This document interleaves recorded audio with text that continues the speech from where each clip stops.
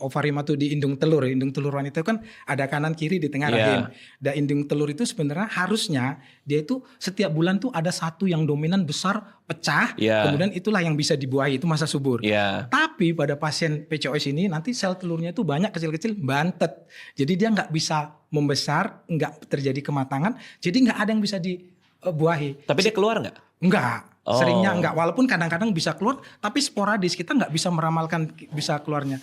Nah itu kenapa pada orang yang PCOS itu, yang pertama kali kita perhatikan, kita USG, oh ada gambaran PCO, itu yang pertama. Terus yang kedua, otomatis karena dia nggak terjadi ovulasi, nggak terjadi haid.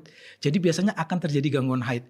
Bisa nggak haid 2-3 bulan, atau kadang-kadang malah aneh, haidnya itu nggak teratur, ngeplek, nggak berhenti gitu. Dan satu lagi, pada orang PCOS itu biasanya kita bisa jumpai hiperandrogenisme. Jadi hormon androgen yang harusnya tinggi pada laki-laki nanti tinggi pada dirinya.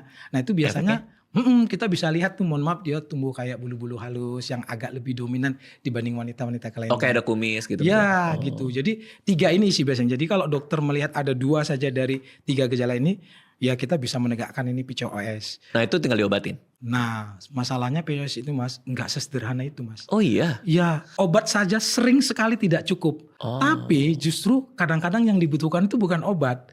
Banyak sekali ya orang-orang PCOS ini berhasil hamil, berhasil bisa mengatasi gangguan haidnya kalau dia merubah fokusnya.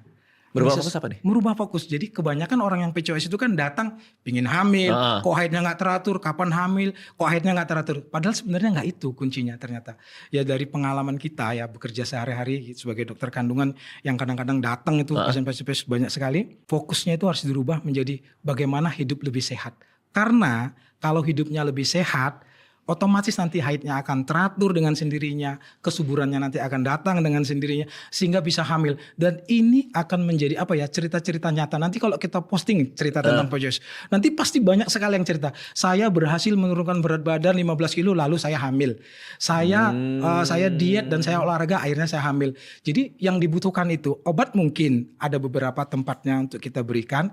Tetapi kalau saya mau secara jujur ya, yang dibutuhkan orang itu sebenarnya bukan itu. Hidup lebih sehat, terutama ya tadi kan saya bilang kalau pada perempuan ada 2 yang paling sering menyebabkan susah hamil. Yang pertama PCOS, yang kedua obesitas. Jadi fokus saja diturunkan berat badannya, ya jangan stres juga. Stres juga mempengaruhi itu. Jadi yang perlu dilakukan biar mungkin nanti yang menonton bisa lebih fokus ya. Yang pertama ya olahraga. Itu ya dibakar, karena orang yang PCOS ini Mas, metabolismenya itu berbeda. Makanya jangan kejem-kejem ngomong sama orang yang gemuk tuh, jangan. Ya karena siapa sih yang gak pingin langsing? Siapa sih yang gak pingin sehat? Tapi metabolismenya beda. Pada orang PCOS, dia memang makannya sedikit aja, naiknya cepat. Mengurangi makan pun udah mati-matian lemes gitu, sampai mau pingsan paling turunnya cuma setengah kilo, cuma turun 1 kilo. Itu kenapa dia memang butuh bantuan, bukan cuma mengurangi makan, tetapi juga harus dibakar kalorinya dengan olahraga. Itu yang pertama. Terus yang kedua, jangan stres memang, karena stres itu nggak akan memperbaiki keadaan ini, justru akan membuat kita muter-muter kegangguan hormonnya gitu. Kalau udah stres, selain kayak gitu dapat GERD juga lagi. Ya macam-macam Mas. Terus makan. Ya kalau sudah tahu kita gampang gemuk, ya susah turun, ya pilih makan makanan yang mungkin ya kalorinya itu ya kita ukur. Dan satu lagi mungkin ya sebagai dokter saya menyarankan, karena memang banyak yang struggle dan kesulitan, kalau sekiranya sulit untuk mengatasi permasalahan ini, menurunkan berat badan segala macam, ya kita datang ke dokter ahli gizi atau apa, gak apa-apa, nanti akan diatur pola makannya bagaimana segala macam, dan itu biasanya akan berhasil.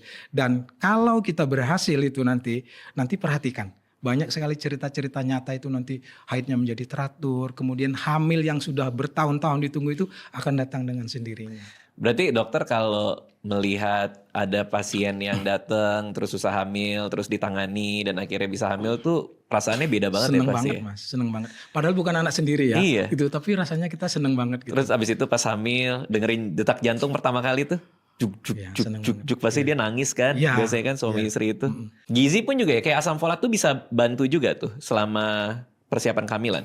Ya benar. Jadi kan tadi saya bilang olahraga, jangan stres, dan mengatur pola makan, dan satu lagi nutrisi yang perlu ditambah. Salah satunya asam folat tadi Mas. Jadi emang full circle tuh ya. Kayak kita minum folasi itu dengan semua kandungannya. Kalau persiapan kehamilan bisa minum, pas lagi hamil juga, dan pas melahirkan menyusui juga bisa gitu. Panjang juga tuh berarti tuh.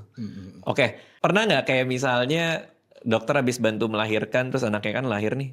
Terus suatu hari lagi jalan-jalan di mall, lagi di mana, jalan-jalan di Binjai, ketemu lagi sama pasien ini. Ingat nggak dok, ini waktu itu dia lahir sama dokter. Sering juga kayak gitu. Sering sih. Suka lupa nggak tapi ini yang mana ya kebanyakan? Kalau yang misalnya ada cerita yang unik mungkin saya ingat.